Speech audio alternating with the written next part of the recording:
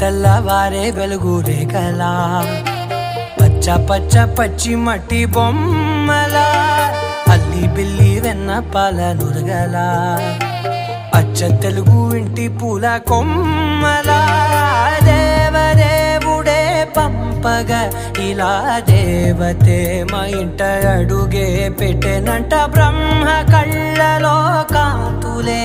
మా అమ్మలా మా కోసం మళ్ళీ లాలి పాడేనంట. వచ్చిందమ్మ వచ్చిందమ్మ